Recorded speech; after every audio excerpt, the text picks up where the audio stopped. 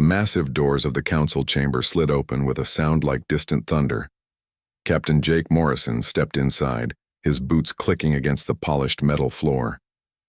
The room was huge, bigger than any building he had ever seen on Earth. Above him, a dome of clear crystal showed the stars beyond. Cold and distant. 12 aliens sat in a circle around the center of the room. Each one looked different from the others. The Zephyrians looked like living glass, their bodies catching the light and throwing rainbow colors across the walls. The Vorthak delegate moved like water, its tentacles never staying still. Other species he recognized from the old files, the bird-like Avrils, the stone-skinned granite lords, and others whose names he had memorized but whose forms still surprised him. Jake walked to the center platform and stopped. Behind him, Commander Lisa Hayes and 3 other humans took their places. Lisa had been Earth's best diplomat for 20 years. If anyone could talk their way out of this mess, it would be her. High Arbiter Veltar rose from his seat. The alien was tall and thin, with silver skin that seemed to shift and flow. When he spoke, his voice filled the entire chamber without echo or distortion. "Humans of Earth," Veltar said, "you stand accused of crimes against the sacred protocols of the Galactic Council." Jake kept his face steady. He had known this was coming for months. The signs had been there. Ships turning away from human space. Trade agreements canceled. Communication requests ignored. Earth's leaders had hoped they were wrong, but deep down everyone knew the Council had finally decided what to do about humanity. "The first charge," Veltar continued, "is unauthorized terraforming. You have changed the nature of 3 protected worlds without permission from this Council." A hologram appeared in the air above them. Jake recognized the world immediately. New California, one of humanity's newest colonies. The image showed the planet as it had been when humans first arrived, gray and lifeless with toxic storms that could strip paint from metal. Then the image changed, showing the same world now. Green forests covered the continents. Blue oceans sparkled under a clean sun. Cities dotted the landscape like jewels. "You see a crime," Lisa Hayes said, stepping forward. "We see a dead world brought back to life." The Granite Lord delegate spoke next, his voice like rocks grinding together. "Life was not meant for those worlds. They were set aside for a reason." "What reason?" Lisa asked. "Those worlds had no life. We didn't destroy anything. We created something." The bird-like Avril fluffed her feathers in what Jake knew was a sign of anger. "You created without permission. You acted without wisdom." The second charge appeared as another hologram. This one showed star maps with red lines marking human expansion through space. The red lines spread out from Earth like veins reaching toward distant systems. "Aggressive expansion into contested space," Veltar announced. "You have claimed territory that belongs to others." "Empty space belongs to no one," Jake said. He couldn't stay quiet any longer. "We've never taken a world that had life on it. We've never attacked another species. We've only settled on dead rocks floating in empty darkness." "You expand too fast," the Zephyrian delegate said, her crystalline voice like wind chimes. "Your numbers grow without control. You spread like a disease across the galaxy." Lisa stepped forward again. "Our population grows because we're a young species. We explore because that's who we are. We've shared our technology with everyone who asked. We've helped settle disputes between council members. We've never started a war." "That brings us to the third charge," Veltar said. The final hologram showed Earth itself, but not as Jake remembered it. This Earth was covered in massive cities that reached toward the sky. Ships moved between orbital stations like insects, around a hive. The numbers floating beside the image made Jake's stomach turn. 8 billion humans on Earth. 2 billion more spread across the colonies. Population projections showing 20 billion within a century. Refusal to accept mandatory population controls, Veltar said. "You breed without restriction. You multiply without thought for consequences." "Those are our children," Lisa said, her voice sharp now. "Our families, our future. No one has the right to tell us how many children we can have. Everyone has that right when your breeding threatens the balance of the galaxy." the Vorthak delegate said, its tentacles writhing faster. You consume resources like parasites. You turn everything you touch into more of yourselves. Jake wanted to argue, but he could see it was useless. The decision had been made before they even entered this room. This wasn't a trial. It was a sentencing. The council has deliberated, Veltar announced. We find humanity guilty on all charges. The sentence is quarantine. The word hit Jake like a physical blow. Quarantine meant isolation. It meant humanity would be cut off from the rest of the galaxy forever. All human worlds will be sealed behind an energy barrier, Veltar continued. No human ship will be permitted to leave the designated zone. Any attempt to breach the quarantine will result in immediate destruction. You can't do this, Lisa said. We have rights. We have treaties. You have what we choose to give you, the Granite Lord rumbled. Nothing more. The chamber began to change around them. Walls that had seemed solid became transparent, showing the space beyond the station.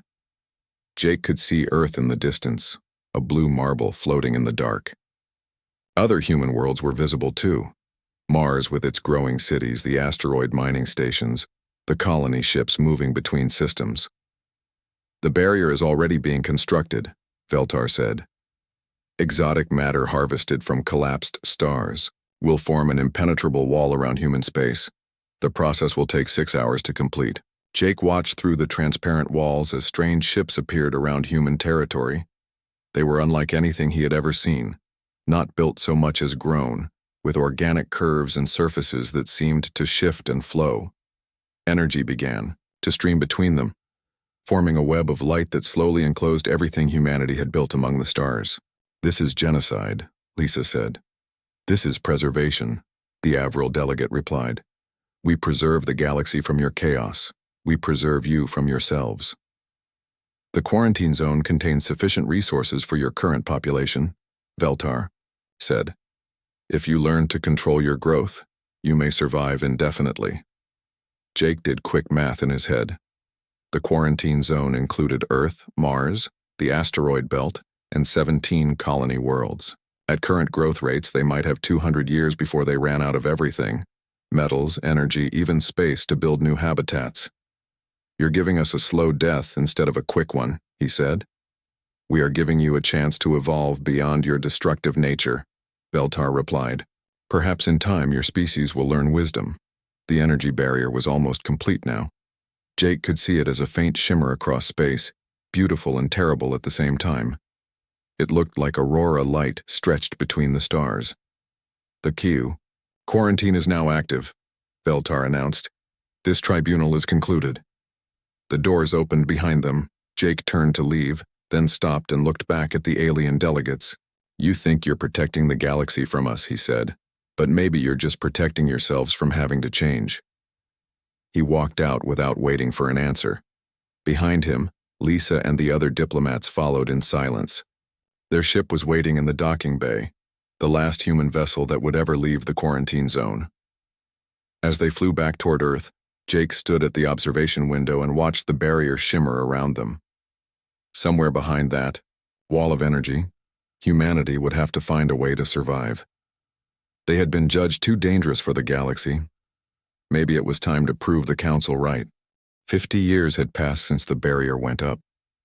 Dr. Amy Foster pressed her hand against the cool metal wall of the elevator as it dropped deeper into Ceres Station.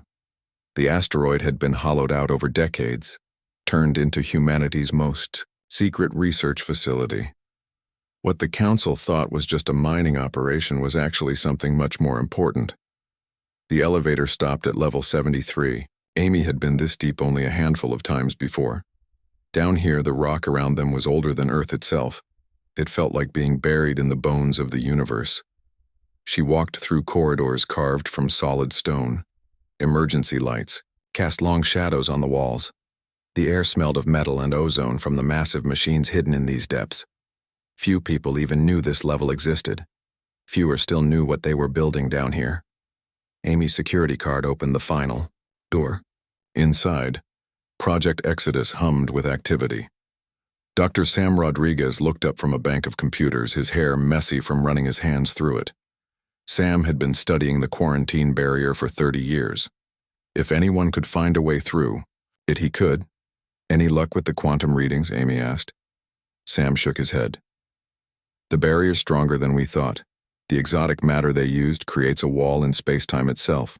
It's not just keeping our ships in, it's keeping information from getting out too. Amy walked to the observation window that looked out at their greatest secret. In the cavern beyond, a machine the size of a city block slowly took shape. Robotic. Arms moved like metal spiders, welding and building according to plans that existed nowhere but in the minds of a few dozen humans. Dr. Ruth Adams joined them at the window. Ruth studied alien biology, what little they had left after the quarantine. When the council ships had pulled back, they'd been careful to take most of their people and equipment, but not everything. I've been analyzing those tissue samples again, Ruth said. The ones from the Zephyrian diplomat who died in that accident 50 years ago. I found something interesting. Amy turned away from the window. Ruth's discoveries had been crucial to understanding their captors. What kind of interesting? Genetic modifications. The Zephyrians have been altered at the DNA level. So have the other council species, according to the databases we captured. They all have changes to their brain chemistry. What kind of changes? The kind that make them think in very specific ways. Reduced creativity, slower reproduction. Most importantly, increased respect for authority and tradition. Sam looked up from his computers. You're saying they've modified themselves to be more obedient? Not just obedient, stagnant. The modifications suppress the parts of the brain that drive innovation and growth. They've literally evolved to stop evolving. Amy felt a chill that had nothing to do with the deep cold of the asteroid. How long ago did they do this? Based on the genetic markers, thousands of years, maybe tens of thousands, long enough for them to forget it wasn't natural. The implications hit Amy like a physical blow. The council hadn't quarantined humanity because they were dangerous to others. They'd done it because humanity was dangerous to the system the council had built. A system where ancient species controlled everything by making sure no one could change or grow fast enough to challenge them. Gary Lewis burst through the door, his face flushed with excitement. Gary ran their communications array, the most powerful system in human space. He'd been trying to listen through the barrier for decades. I broke through, he said. I found a way to intercept their transmissions. That's impossible, Sam said. The barrier blocks everything. Not everything. Quantum entangled particles. They use them for instant communication across the galaxy. I figured out how to tap into their network. Gary activated a wall screen. Alien text scrolled across it, with human translations appearing. Below. Amy read the first few lines and felt her blood turn cold. Project Final Cleansing, she read aloud. Elimination of quarantined species to commence in 50 standard cycles. They're not just keeping us locked up, Gary said. They're planning to kill us, all of us, and not just humans. There are 17 other species in quarantine zones around the galaxy. Amy read more of the transmission. The council had decided that containment wasn't enough. The quarantined species were still growing and developing behind their barriers. Some were even finding ways to communicate with each other. The council wanted to end the threat permanently. How long do we have? Amy asked. 50 of their cycles is about 47 Earth years, Gary said. Ruth was reading over Amy's shoulder. Look at this list. The other quarantined species. The builders who grew cities from living crystal. The nomads who could survive in open space. The shapers who changed matter with their thoughts. All species with abilities the council couldn't control, Sam said. Amy looked back at the machine taking shape in the cavern beyond. They'd been working on it for 20 years, ever since she'd taken over the project from her predecessor. She'd thought they were building humanity's escape route. Now she realized they'd been building something much more important. Change of plans, she said. We're not breaking out of the quarantine. Sam stared at her. Amy, we're running out of resources. The population models show we have maybe 70 years left before we exhaust everything in the quarantine zone. I know, but breaking out just means running away. The council will hunt us down eventually. They'll keep doing this to other species. Amy, walked to her workstation and pulled up the complete plans for their machine. It was called the Genesis engine, though only she and a few others knew its real purpose. On the surface, it looked like a massive matter converter designed to turn asteroids into useful materials. That was what it could do. What it was meant to do was something else entirely. "We're not going to break out," Amy said. "We're going to break through. Not through the barrier. Through the limitations the Council thinks control us." She activated a hologram showing the complete design. The Genesis engine wasn't just a matter converter. It was a world builder, a star maker, a machine that could take dead matter and turn it into anything humanity needed. "They think we'll run out of resources and die quietly," Amy said. "They think we're trapped in a cage. But what if we use the cage as a workshop?" Ruth was studying, the hologram, her eyes wide. "You want to build worlds, artificial worlds, not just worlds, an entire solar system, custom-made for humanity, hidden where the Council will never think to look." Sam was already running calculations. The energy requirements would be enormous. We'd need the output of multiple stars. "Or one very special star," Amy said. She highlighted a section of the Genesis engine that looked like nothing more than a power core. "We're not just building a machine that can make worlds. We're building one that can make the star to power them." Gary was still reading the intercepted transmissions. "There's more here. The Council isn't just afraid of our population growth. They're afraid of our technology development. Some of the quarantined species have made breakthroughs that shouldn't be possible." "What kind of breakthroughs?" "The builders created materials stronger than neutron star matter. The shapers learned to manipulate space-time itself. The nomads found a way to exist in multiple dimensions at once." Amy smiled for the first time in months. "The Council made a mistake. They thought isolation would weaken us. Instead, it's forcing us to innovate in ways we never would have tried." She looked around the room at her team. These people had spent their entire adult lives preparing for this moment. Some of them had children who had never seen Earth, who had grown up knowing they were prisoners in their own solar system. "The Genesis engine will be complete in 5 years," Amy said. "When it is, we start the greatest construction project in human history. We're going to build a solar system that makes the natural universe look like a rough draft." "And then?" Sam asked. Amy looked back at the intercepted transmissions, at the Council's plans to exterminate 17 species whose only crime was being too innovative to control. "Then we save everyone the Council wants to kill. We show the galaxy what happens when you try to cage human creativity." She turned back to the Genesis engine, already seeing in her mind the worlds they would build. Perfect worlds designed for human needs. Safe worlds where children could grow up free. Hidden worlds where humanity could develop technologies the Council couldn't imagine. The barrier still shimmered around human space, keeping them trapped. But Amy no longer saw it as a prison wall. She saw it as the perfect cover for the most ambitious project in galactic history. They were going to build their own universe, one world at a time. 25 years had passed since the Genesis engine first came online. Dr. Amy Foster was 78 now, her hair white as starlight, but her eyes still burned with the same fire that had driven humanity's greatest project. She stood in the command center of Titan Base, watching displays that showed something no human had ever seen before.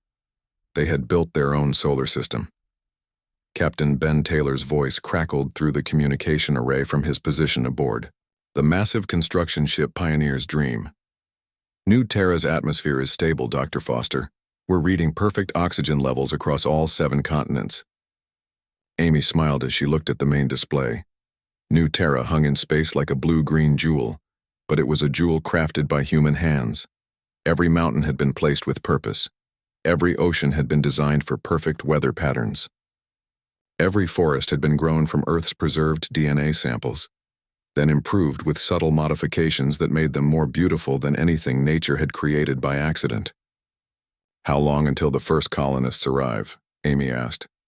"Transport ships are loading now," Ben replied. 10 million people will call New Terra home by next month. 10 million people who would live on a world that had never known war, pollution, or scarcity. A world where every sunset was perfect because humans had built the sun that created it. Engineer Carol Wright appeared on another screen. She was standing on the surface of Liberty Prime, humanity's fortress world. Behind her, mountains rose into the sky like metal pyramids, their sides smooth and gleaming. Cities were built directly into these artificial peaks, protected by layers of armor that could withstand almost anything. The defense systems are online, Carol reported. Liberty, Prime can hold off an attack by the entire Council fleet if necessary, Amy nodded. They had learned from humanity's history. Beautiful worlds were nice, but they also needed places that could fight back. Liberty Prime was designed to be unconquerable. Its cities were connected by tunnels that ran through the planet's core. Its weapons could reach across star systems. Most importantly, its factories could build new ships and weapons faster than enemies could destroy them. The third screen showed Don Harris standing in endless fields of golden grain. Greenhaven stretched behind him to the horizon, a world that was essentially one giant farm. But this wasn't like the struggling agriculture of old Earth. These crops grew in perfect soil under an ideal sun. They produced 10 times more food than natural plants, with fruits and vegetables that tasted better than anything humans had eaten before. Harvest projections look good, Don said. Greenhaven can feed 50 billion people and still have surplus for trade. 50 billion people. Amy remembered when feeding 8 billion had been a struggle. Now humanity was building worlds that could support populations the old Earth could never have imagined. But Amy's greatest achievement wasn't any of the worlds. It was the star they orbited. New Sol burned in the center of their artificial system, a star built from compressed hydrogen and exotic matter stolen from the quarantine barrier itself. But New Sol was more than just a source of light and heat. Hidden in its burning heart was the most powerful computer ever created, a quantum processor that managed every aspect of their constructed reality. New Sol controlled the gravity fields that kept their worlds in perfect orbits. It managed the weather systems across all 7 planets they had built so far. It even controlled time itself in small ways, speeding up construction on some worlds, while keeping others in temporal stasis. For preservation, Dr. Foster, said a new voice. Dr. Alex Morgan had taken over as Prime Minister of both the old Earth system and the new artificial one. He was calling from Earth Prime Minister's office, still maintaining the illusion that humanity was slowly dying behind the quarantine barrier. The final phase is ready, Alex said. The Council thinks we have maybe 10 years left before total resource depletion. Our population in the quarantine zone has dropped to critical levels, just like we planned. Amy switched to a tactical display that showed both systems. To any outside observer, humanity appeared to be dying exactly as predicted. The old colonies showed declining populations, reduced energy output, and failing infrastructure. Ships moved less frequently between worlds. Radio transmissions had become sporadic and desperate. It was all an elaborate lie. The real humanity thrived in their hidden system, connected to the quarantine zone through microscopic wormholes that the barrier couldn't detect. People and resources moved freely between the fake dying civilization and the real growing one. The quarantine zone had become nothing more than a stage where humanity performed its own death for the Council's benefit. How many people have we moved to the new system? Amy asked. 800 billion and counting, Alex replied. We're building worlds faster than we can populate them. 800 billion humans living in custom-built paradise, while the Council thought only a few million desperate survivors remained. It was the greatest deception in galactic history. Amy walked to the observation deck that overlooked their construction yards. In the space around Titan Base, hundreds of world-building machines worked like metal gods. Each one was the size of a moon, capable of converting raw matter into anything humanity needed.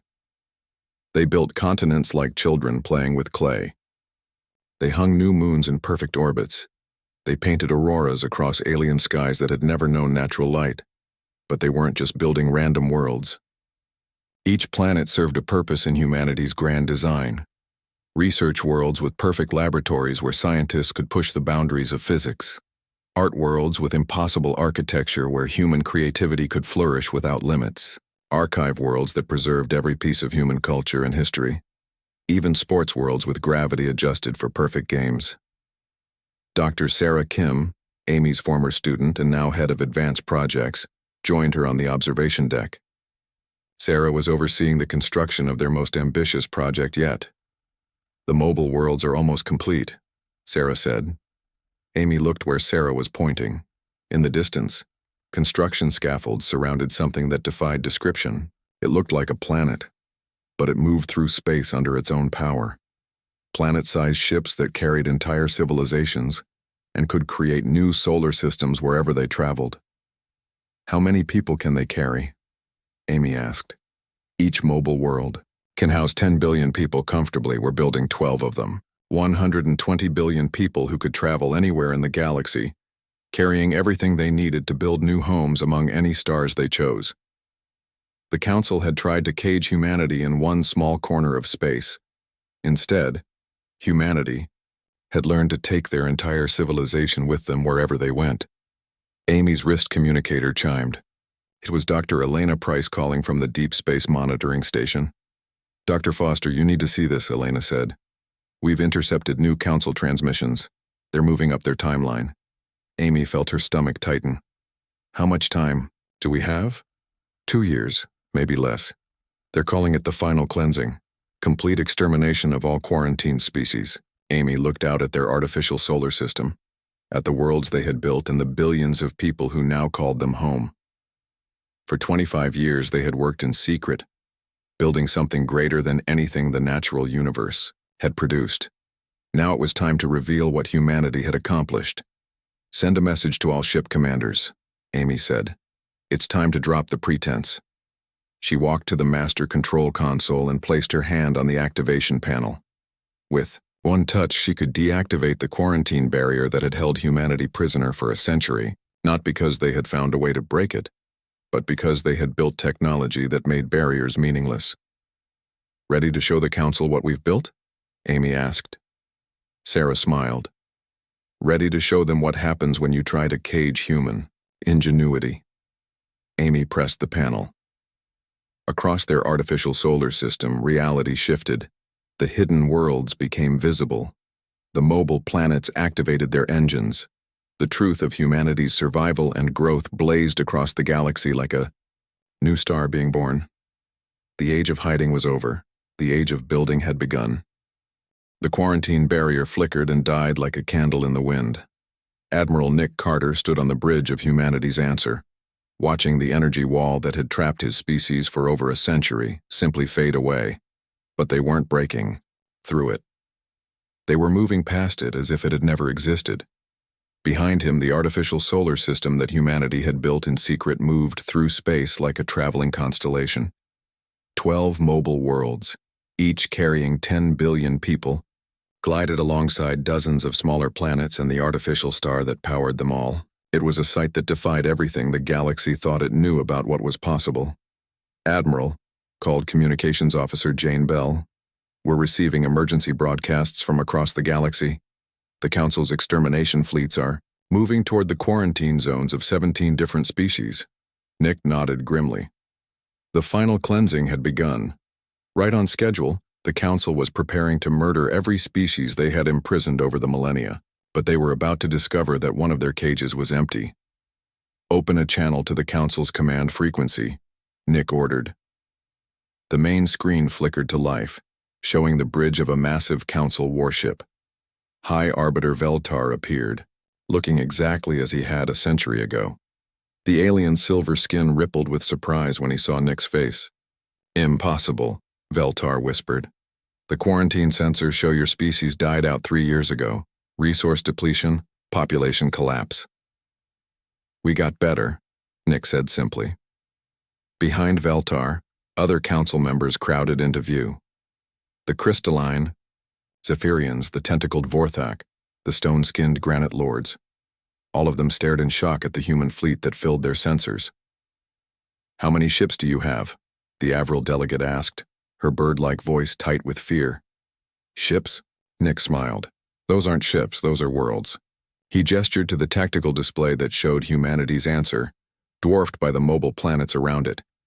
Each of those worlds was larger than any ship the Council had ever built, carrying more people than lived on most council homeworlds. 12.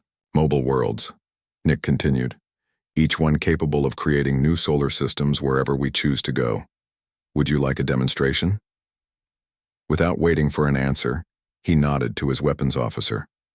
In the distance, one of the mobile worlds extended strange appendages toward an empty region of space. Matter began to flow from the world's surface, forming into complex shapes. Within minutes, a small planet took form, complete with atmosphere and continents. A miniature star bloomed to life beside it. We don't need to find habitable worlds anymore, Nick explained. We make them. Veltar's skin had gone pale silver. Where did you get this technology? These capabilities are beyond anything in council records. You gave them to us, said a new voice. Captain Steve Mitchell appeared on screen from the bridge of another mobile world. He was younger than Nick, part of the generation that had grown up entirely within the artificial solar system. To him, building worlds was as natural as breathing. You locked us in a cage for 100 years, Steve continued. You thought that would break us. Instead, it taught us that if the universe doesn't give you what you need, you build it yourself. The council members were talking frantically among themselves in their various alien languages. Nick caught fragments of their conversation through the translation system. They were trying to understand how humanity had developed technology that surpassed their own by thousands of years. The quarantine sensors showed declining energy output, the Granite Lord rumbled. Failing infrastructure, population collapse. We gave you what you expected to see, Nick said. While our artificial intelligence projected the image of a dying civilization, our real population grew to over 1 trillion people. 1 trillion people. The number hit the council like a physical blow. Most of their member species had stable populations of only a few billion. Humanity had grown beyond anything they could have imagined. Impossible, Veltar said again. The resources within the quarantine zone could not support such numbers. You're right, Steve said. That's why we stopped using natural resources 50 years ago. Everything we need we make from basic matter conversion. We could support 10 trillion people if we wanted to. The implications were sinking in for the council. They had built their power on scarcity, on the idea that worlds and resources were limited. They controlled other species by controlling access to habitable planets, but humanity had made that control meaningless. What do you want? Veltar asked finally. Nick's expression grew serious. Right now, your extermination fleets are moving towards 17 quarantine zones. You're planning to commit genocide against species whose only crime was being too creative for your liking. Those species are dangerous, the Vorthak delegate writhed. They must be contained or eliminated. Like we were dangerous, and Steve asked. Like we needed to be eliminated? He activated a display that showed the human artificial solar system in detail. Hundreds of worlds, each one a masterpiece of engineering. Billions of people living in paradise while advancing technology at rates the council couldn't comprehend. You were afraid of what we might become, Steve continued. Well, this is what we became. We became the builders of better worlds. Nick stepped forward. Here's what's going to happen. You're going to call off your extermination fleets. You're going to open all the quarantine zones. And you're going to let us talk to the species you've imprisoned. And if we refuse? Veltar asked. Nick smiled. It wasn't a pleasant expression. Then we'll demonstrate what 1 trillion humans with world-building technology can accomplish when they're properly motivated. The screen split to show other human mobile worlds taking positions throughout the galaxy. They had been moving for hours, Nick realized. While the council focused on this conversation, humanity's traveling civilization had spread across hundreds of star systems. We can build a world in any system we choose, Nick explained. We can offer any oppressed species a home among the stars. We can give them the technology to build their own worlds. How long do you think your empire will last? When everyone has access to unlimited resources? The council members huddled together, speaking in rapid, frightened voices. Nick could see the fear in their alien faces. They had built their civilization on controlling others through scarcity and isolation. But humanity offered abundance and freedom. The galaxy has lived under your rule for 10,000 years, Steve said. You've kept entire species trapped in cages, afraid of their own potential. That ends now. You're declaring war on the entire council, the Avril delegate accused. No, Nick said. We're declaring an end to your monopoly on the future. The communication screen flickered and went dark as the council cut the connection. But Nick wasn't worried. He could see their ships on the tactical display, massive vessels that had once seemed unstoppable. Now they looked small and fragile next to humanity's mobile worlds. Admiral, Jane called out, we're receiving transmissions from the quarantine zones. The imprisoned species want to know if our offer of freedom is real. Nick looked out at the stars, seeing not empty space but potential homes for countless civilizations. Humanity had spent a century learning to build worlds. Now they would teach others to do the same. Tell them it's real, he said. Tell them the age of cages is over. In the distance, the first council ships were retreating, their crews finally understanding what they faced. Humanity hadn't just escaped their prison. They had transcended the very concept of imprisonment. The galaxy would never be the same. And that was exactly what humanity had always intended.